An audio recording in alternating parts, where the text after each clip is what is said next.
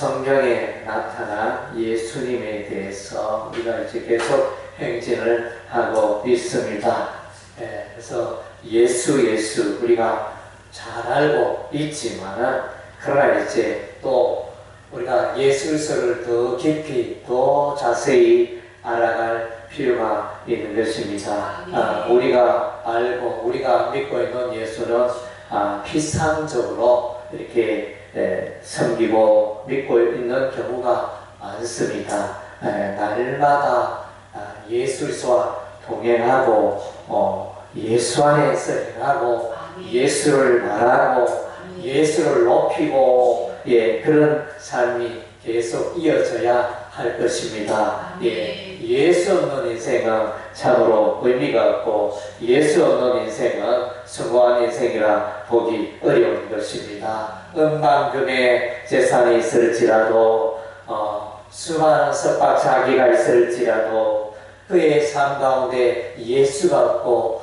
예수 그리스도와 함께하는 삶이 아니라는 그러나 지망교같이 지나가는 인생이 될 수밖에 없습니다. 오늘은 이제 사도행전 속에 나타난 예수님에 대해서 우리가 하나님의 말씀에 귀를 기울이기를 원합니다. 사도행전은 사도들의 그 생애를 기록했다. 그들이 예수 안에서 어떻게 살아갔는가 그것을 기록한 것이 사도행전이 되어집니다. 그리고 이제 사도행전을 읽어보면 성령께서 나타납니다. 성령께서 이렇게 제자들에게 말씀하시고 교회들에게 말씀하시고 성령의 역사가 기록이 되어져 있습니다. 주의 제자들은 사도들은 성령이 시키는 대로 살아갔습니다. 그래서 이제 사도행전은 혹자는 이제 성령행전이라 이렇게 말하기도 합니다. 그리고 이제 우리가 이 사도행전을 또 이렇게 보면 사도행전 속에 교회가 하나 둘씩 세워져 갑니다. 교회가 세워져 가고 있다는 것입니다. 예루살렘 교회가 세워지고 안디옥 교회가 세워지고 갈라디아 교회, 아시아 교회가 세워지고 또 유럽의 교회가 세워지고 필리포 교회, 데살로니가 교회, 고린도 교회가 세워지는 이제 역사가 사도행전에 이렇게 쭉 기록이 되어져 있습니다. 그래서 이제 이 사도행전은 교회 행전이라 이렇게 말할 수도 있을 것입니다. 그리고 또 이제 우리가 이 사도행전을 읽어보면 이 사도행전 가운데 예수님이 어떤 분인가 예수님에 대해서 이제 잘 나타나 있습니다.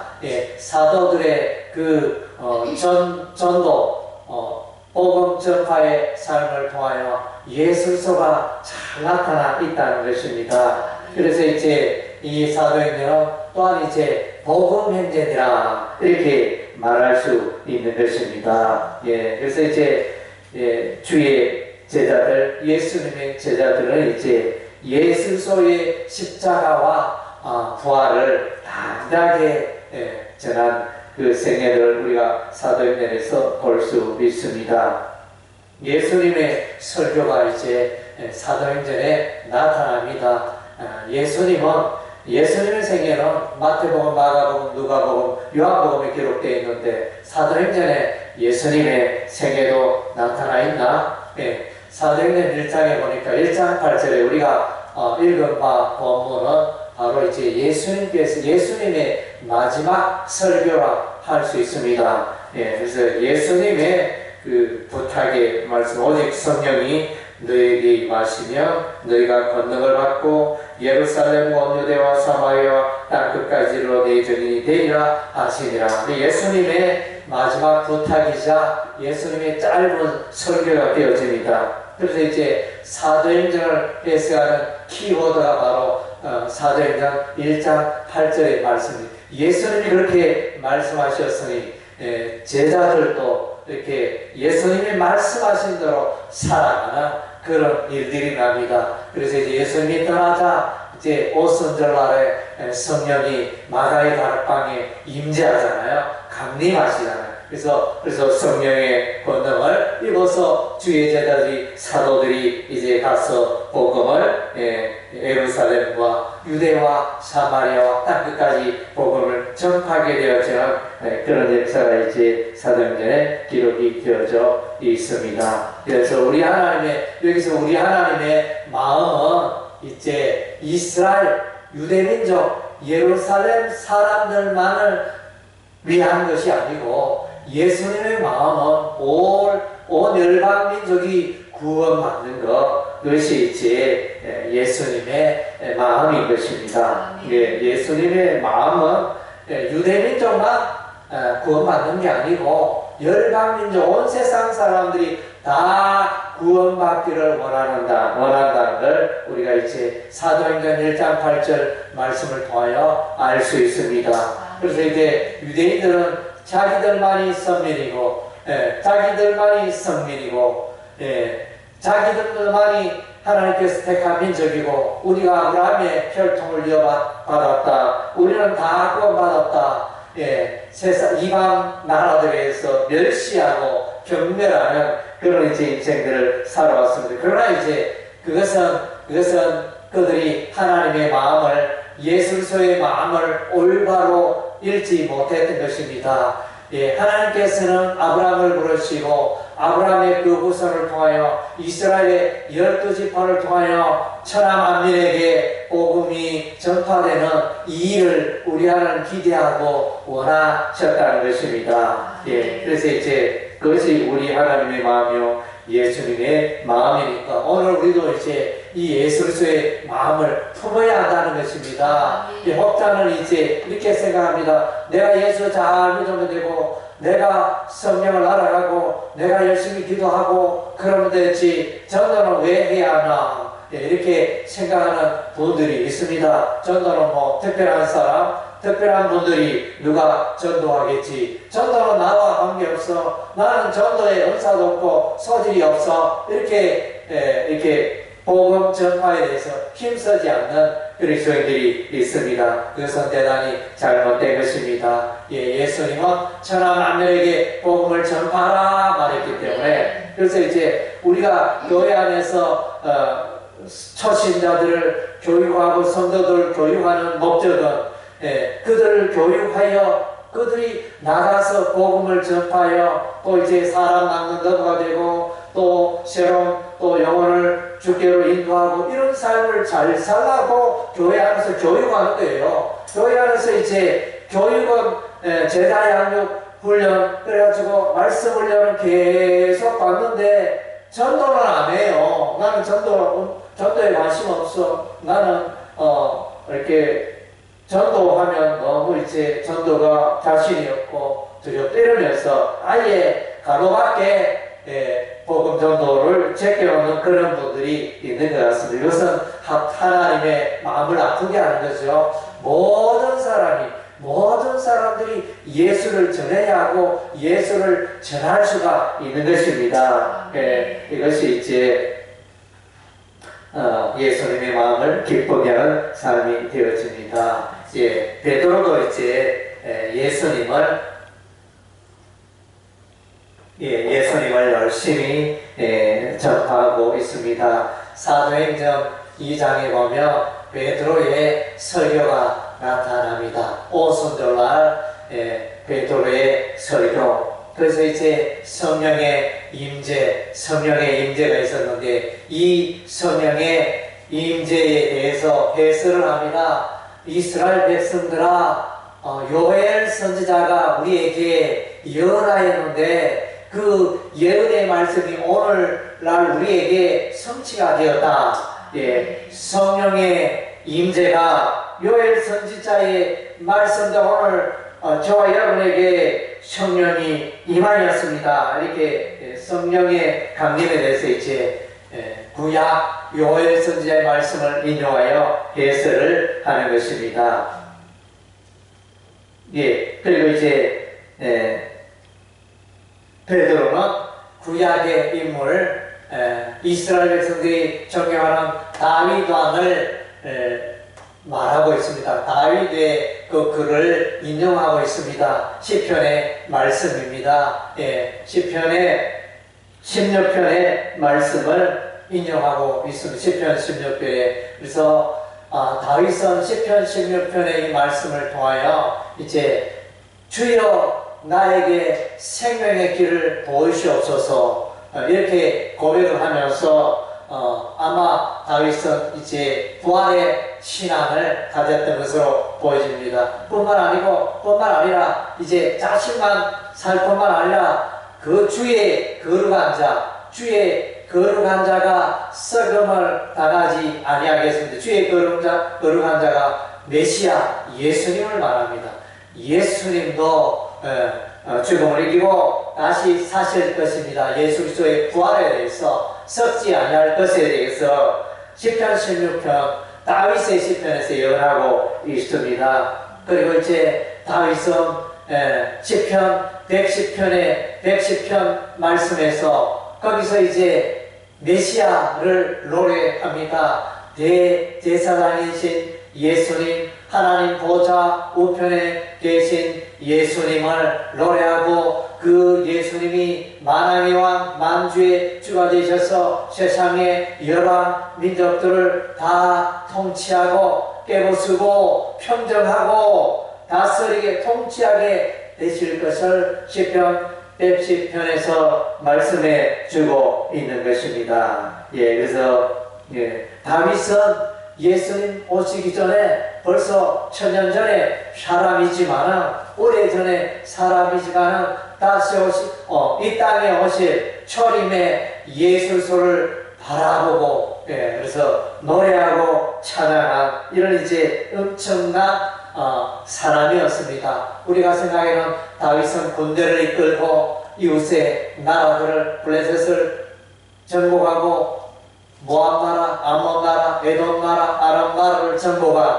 그런 정복왕, 전쟁의 왕, 승리의 왕으로 이렇게 기억을 하고 있는데, 그러나 이제 다윗의 또 다른 면에서는 다윗은 이제 하나님과 깊이 동행하는 자였다는 것입니다. 그래서 이제 사무엘이 이새의 아들 7명을 선택할 때 마지막 그 말째 다윗을 선택하게 됩니다. 왜 하나님께서 다윗을 선택했을까요? 그것은 분명한 이유는 나타나 있지 않지만 다윗이 이제 양을 치면서 목동 생활하면서 그 들판에서 목양지에서 하나님을 노래하고 또 하나님과 교제하고 그렇게 한 것으로 보여집니다. 그래서 사도행전 13장 말씀을 보면 하나님께서 이새의 아들 다윗을 만나니 내 마음에 합한 자라 이렇게 말씀하셨습니다. 예, 그래서 이제 하나님 마음에 합한 이새의 아들 다윗을 우리 하나님이 택하시고 기름부으시고 이스라엘의 왕으로 삼으시고 아브라함과 다윗의 자손 예수조의 세계라 이렇게 하면서 이제 메시아의 그 계보를 잇는 대표적인 두 사람, 한 사람은 아브라함이요 한 사람은 다윗이요 이렇게 소개한 그런 이제 어마어마한 인물이 바로 다윗이 되어집니다. 그리고 이제 베드로는 사도행전 3장 이스라엘 백성들에게 예수로의 부활을 전도합니다. 백성들아 예수님이 살아나셨다. 그리고 이제 또한 이제 다시 오실 재림의 예수도 베드로가 말하고 있습니다. 또한 모세가 예언한 바 나와 같은 선지자에 대해서 또 증언합니다. 백성들아 모세가 예언한 바 나와 같은 선지자가 바로 메시아다. 모세가 신명기 말씀에 기록한 나와 같은 선지자는 바로 이제 메시아 예수 그리스도를 말하는 것입니다. 또한 이제 이 예수님은 아브라함의 시였다. 그래서 아브라함의 씨는 통상 후손을 말하죠. 아브라함의 후손 가운데 이렇게 오는데 그 씨앗 후손이 바로 메시아 예수 그리스도를 말하는 것이다. 하나님이 아브라함을 부르시고 믿음의 조상 아브라함을 통하여 하나님의 나라를 세워가는데 그 우선 이제 메시아가 이 땅에 오는 것을 베드로가 설교를 했던 것입니다. 그리고 이제 사도행전 4장에 대제사장 장로들 서기관 앞에서 베드로가 또한 설명을 합니다. 예수를 전하지 말라. 도무지 예수를 전하지 말라. 부활하신 예수님을 말하지 말라. 그렇게 말했지만은 베드로는 담대하게 말합니다. 내가 나의 심령에 예수 그리스도를 전하고자 하는 마음이 넘쳐났어. 예수를 전하지 않고는 견딜 수 없다. 이렇게 말하면서 이제 베드로는 예수님을 전하는데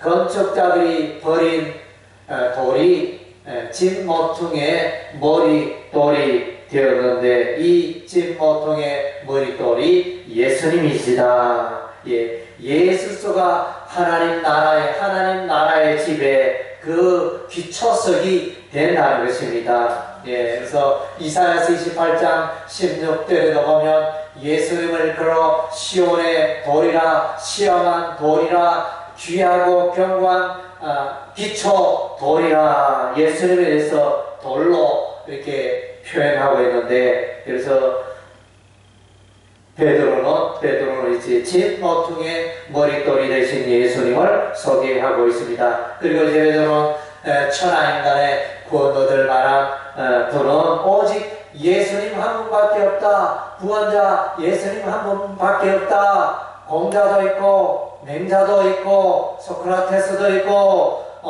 마호메트도 있고 수많은 현자들이 있지만 백성들아 그들을 통하여 구원받을 수 없고 오직 예수님을 통하여 구원을 받을 수 있다. 이렇게 베드로가 설교를 하고 있습니다.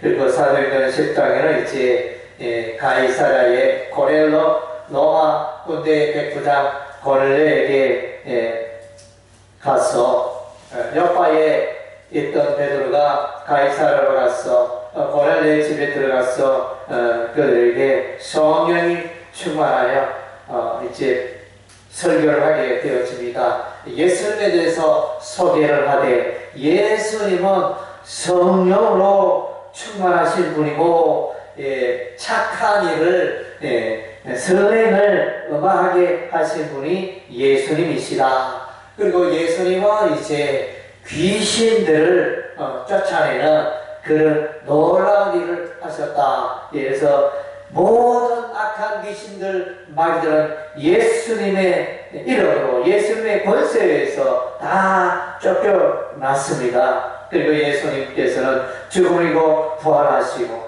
산자와 죽은 자의 재판장이 되실 재림의 예수님도 소개를 했습니다. 그리고 이제 또한 사람들의 죄를 해결할 수 있는 분은 오직 예수님 한 분밖에 없음을 이제 외쳤던 것입니다. 천하인간의 구원받을 이름은 오직 예수님 한 분밖에 없다. 예수 이름으로 예수를 믿음으로 죄사함의 은혜가 임한다. 이것을 전도했습니다. 그리고 이제 서대반의 설교가 사도행전 7장에 나타나는데 서대반은 아브라함부터 시작하여 짧은 설교 가운데 구약의 성경을 이제 이렇게 꿰어가지고 설교하는 이 서대반 집사는 성경에 정통했습니다. 그래서 서대반 집사는 역시 이제 모세가 말한 나와 같은 선지자 예수님을 소개하고 있고 예수님을 의인이라 예수님은 죄가 전혀 없는 분이다. 예수님은 자신의 죄 때문에 십자가에 못 박혀 죽으신 분이 아니고 예수님은 의인이었다. 죄가 조금도 없는 하나님의 아들이심을 이렇게 전했습니다. 서대반이 접하고 그리고 이제 서대반은 돌에 맞아 죽는 그 순간에 공회 앞에서 돌에 맞은 그 순간에 이제 저들을 위하여 자기를 향하여 돌을 던지는 그들을 향하여 기도했고, 그래서 하늘을 쳐다보니 하나님 우편에 계신, 서 계신 예수님을 보게 됩니다. 보통 이제 예수님은 하나님 우편에 앉아 계시는데 하나님 우편에 서 계신 예수님을 보는 특별한 은혜를 누렸습니다. 예, 그래서 서대반의 이 설교, 서대반이 예수님을 전가하는, 서대반이 돌에 맞아듣는 이 순간에 예수님께서 서대반의 생애를 다 보고 계셨다는 것입니다. 예, 하나님 보좌 우편에서 서대반의 생애를 응원했다는 것입니다. 할렐루야. 예, 저와 여러분들도 이와 같이 하나님께서, 예수님께서 저와 여러분을 응원하는 줄로 믿습니다. 예, 그래서 여러분이 예수 안에서 잘 살아갈 때 예수님께서 저와 여러분을 응원하는 것입니다. 그래서 김 집사야 정말로 잘 살아가구나. 예, 그래서 정권사야 정말로 잘 살아가구나. 이렇게 우리 하나님이 보시고, 예, 하나님의 뜻대로 살아가는 자에게는 우리 하나님 보시고 이제 응원하고 환영하는 그런 모습 우리가 보게 되어집니다. 그리고 이제 사도행전 8장에 빌립 집사가 이제 에티오피아 여왕의 간닥의 그 재무 담당하는 그 내시에게 나아가서 복음을 전합니다. 그래서 이제 보니까 이 내시가 예루살렘에 예배하고 에티오피아로 돌아가는데 수레 위에 앉아 있는데 그 성경 두루마리를 들고 읽고 있습니다. 예, 그때 성경 두루마리는 귀한 두루마리였겠죠.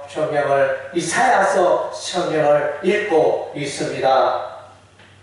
그래서 예, 성경을 읽는데 이사야서 53장의 내용을 읽고 있는데 그 내용이 너무 이제 어려웠습니다. 그 내용은 뭐냐면 이제 도살장으로 끌려가는 양에 대한 이제 기록된 이사야서 53장의 성경을 읽고 있는데 이것이 무슨 의미인지 갸우뚱하고 이렇게 있었는데 빌립이 다가가서 이 말씀을 풀어줍니다. 이 말씀은 메시아 예수 쪽 십자가에 피 흘려 죽으신 어린 양 예수 그리스도에 관한 말씀이라 풀어서 복음을 전하여 그 에티오피아 내시에게 세례를 베풀게 되어집니다. 그래서 에티오피아 내시가 예수를 믿는 이런 이제 일들이 일어났습니다. 그리고 이제 바울은 예수님을 계속하여 예수님을 드러내고 있습니다. 사도행전 13장에 보면 안디옥교회가 두 선교사 바나바와 바울을 선교사로 파송하는데 이 바울이 이제 아시아 지역의 비시디아 안디옥에 가서 회당에서 이제 예수 그리스도의 부활을 설교합니다. 그리고 이제 시편 2편에 메시아가 나타나 있는데 그것에 대해서 이제 너는 내 아들이라 오늘 내가 너를 낳았다는 이제 시편 2편의 이 말씀을 그래서 가르치고 해석합니다. 그래서 이제 시편 2편에서 내 아들, 하나님의 아들 메시아 예수 그리스도를 소개하는 것입니다. 그리고 이제 베드로와 동일하게 시편 16편의 말씀, 부활에 관한 그 내용, 주의 거룩한 자가 석음을 당하지 아니하리라, 부활하리라, 다시 살아나리라, 그 말씀을 또한 이제 가르치고 예수께서 죄를 속하는 권세가 있음을 말하고 믿음으로 의롭게 되고 죄 용서 받고 죄 문제 해결되어지고 어렵게 되어지는 그것을 이렇게 설교하였던 것입니다.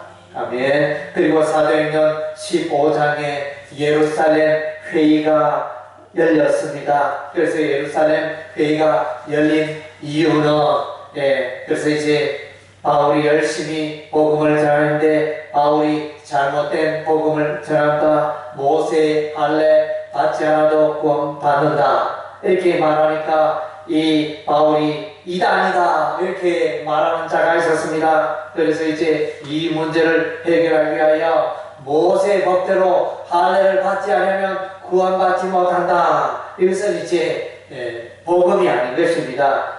율법인 것입니다. 그래서 이제 이것을 가지고 예루살렘 회의가 열렸을 때 베드로는 이제 그들 가운데 말합니다. 오직 우리가 주 예수를 믿음으로 주 예수의 은혜로 우리가 구원받는다. 선행으로 구원받는 게 아니다. 그것을 이제 전가하게 됩니다.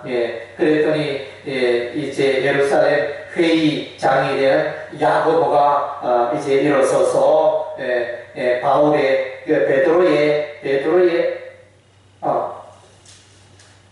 바울의 그 정언을 그대로 받아들이게 되어집니다. 그래서 이제 예루살렘 회의가 오직 믿음으로 율법이 아니라 주 예수의 복음을 믿음으로 구원을 얻는다 이제 확정하게 돼요. 율법은 구원과는 관계없다 확정하는 회의가 이제 예루살렘 종교 회의였습니다. 이후로 이제 복음의 역사가 더 여원의 불길처럼 타오르는 그런 이제 역사가 일어나게 되어집니다. 사도행전 16장에 빌립보 감옥에 갇혔습니다. 바울과 실라가 빌립보 감옥에서 기도하고 하나님을 찬양했을 때 지진이 나서 옥토가 움직여 모든 문이 열려 감옥 문이 열려 이제 풀려 나오게 되어집니다. 간수가 그 빌립보 감옥의 간수가 자살하려고 할 때 황급히 이제 뛰어나가 바울이 주 예수를 믿으라 그리하면 너와 내 가족이 구원을 얻으리라.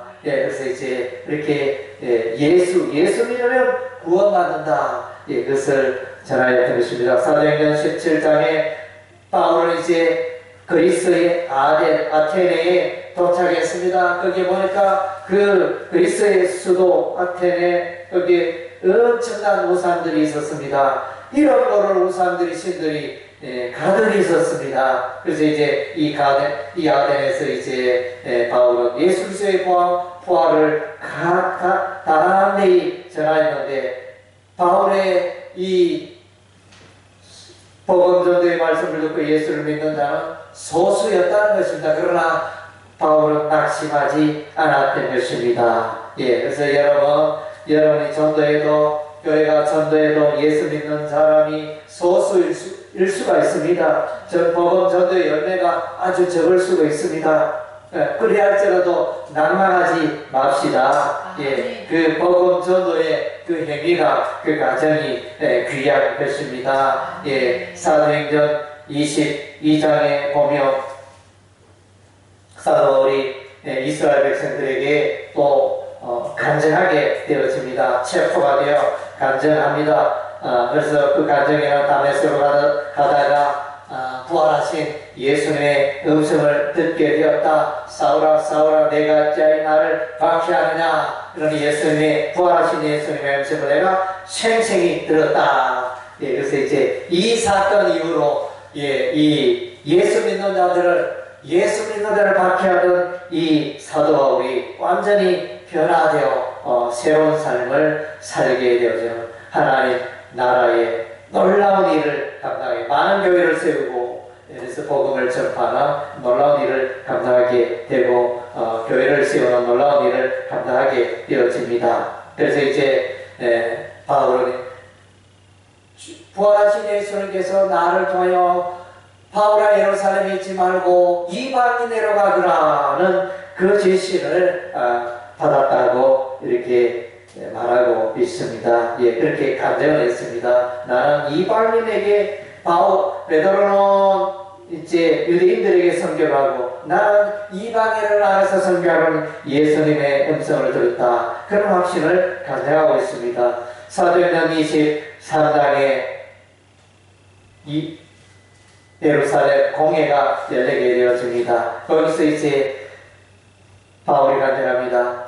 죽은 자의 소망도 부활로 말미암아 내가 신문을 받노라. 거기에는 바리새인도 있었고 사두개인이 있었는데 바리새인들은 부활을 믿지만 사두개인들은 부활을 믿지 않았습니다. 그래서 이제 바울은 죽은 자의 소망, 부활로 말미암아 내가 이제 이와 같이 감옥에 갇히고 결박당하였노라 이렇게 그러니까 부활의 소망에 대해서 이제 외치게 되었습니다. 사도행전 24장의 벨릭스 로마 총독 앞에서도 바울은 이제 의인과 부활에 있습니다. 마지막 날의 세상의 종말에 의인과 악인의 부활이 있습니다. 의인은 생명의 부활로, 악인은 심판의 부활로, 지옥에 들어가게 되죠. 백보다 심판의 앞에서 산자와 죽은 자가 이렇게 하나님 앞에 백보다 심판 앞에서 그때 심판을 받아 믿지 않는 자는 지옥불에 던져지는 것입니다. 사도행전 26장에 또 바울은 아그리파 이스라엘의 분봉왕 아그리파 왕 앞에서 이제 간증을 합니다. 왕이시여, 저는 이제 다메섹으로 예수 믿는 자들을 박해하다가 대제사장으로부터 고문을 얻어가지고 예수 믿는 자를 박해하기 위하여 다메섹으로 가는 길에서 홀령이 큰 빛이 나를 둘러비치고 그래서 저는 땅에 엎드러지고 그래서 부활하신 예수님의 음성을 들었습니다. 그리고 이제 그걸 말하고 예수님의 고난과 죽음과 부활에 대해서 이제 아그리파 왕에게 간증하였던 것입니다. 사도행전 28장에 바울은 이제 자기가 가는 그 자칫 새방에서 2년 동안이나 하나님 나라를 전파하고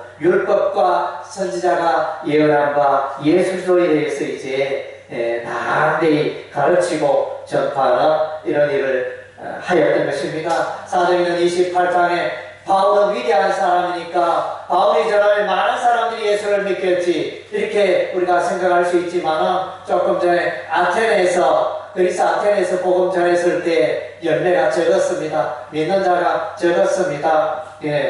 그리고 이제 사도행전 28장에도 바울이 자기 셋집에서 나오는 많은 사람들에게 복음을 전하는데 예수 믿는 자가 적었다고 이렇게 말하고 있습니다. 그래서 이제 저희가 보기는 보아도 보지 못하고 듣기는 들어도 듣지 못하고 여전히 예수 그리스도의 복음을 깨닫지 못하고 그 율법의 수건에 칼해져서 예수 그리스도의 복음을 알지 못하는도다 이게 통탄한 장면이 사도행전 28장에 나타납니다. 그러나 이제 사도행전 28장 마지막 부분에 이 바울은 계속하여 사람들과의 그 반응, 내가 복음을 전했는데 사람들이 예수 안 믿더라 그런 일에 낭만하지 않고 계속하여 예수 그리스도의 복음을 전하였다는 것입니다. 오늘 우리가 이제 붙들어야 할 것입니다.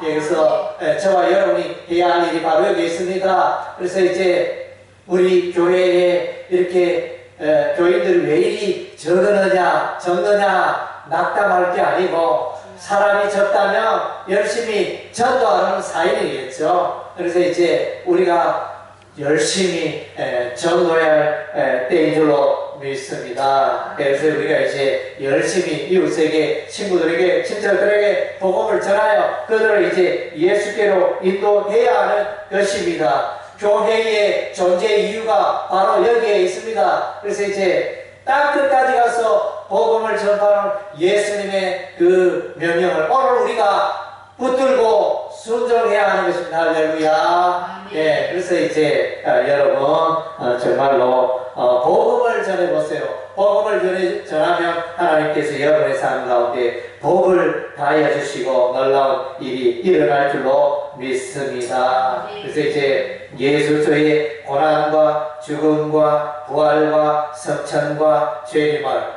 우리가 전파해야 되겠습니다. 예수님은 죄가 없지만 십자가의 고난 받으셨다가 무덤에서 3일 동안 있다가 이제 부활하시고 하늘로 올라가셔서 또 때가 되면 종말의 세상에 다시 오십니다. 이렇게 예수님 우리가 전해야 할 것입니다. 그래서 우리가 복음의 전인이 되어야 하는 것입니다. 바울은 내가 복음을 부끄러워하지 아니한다.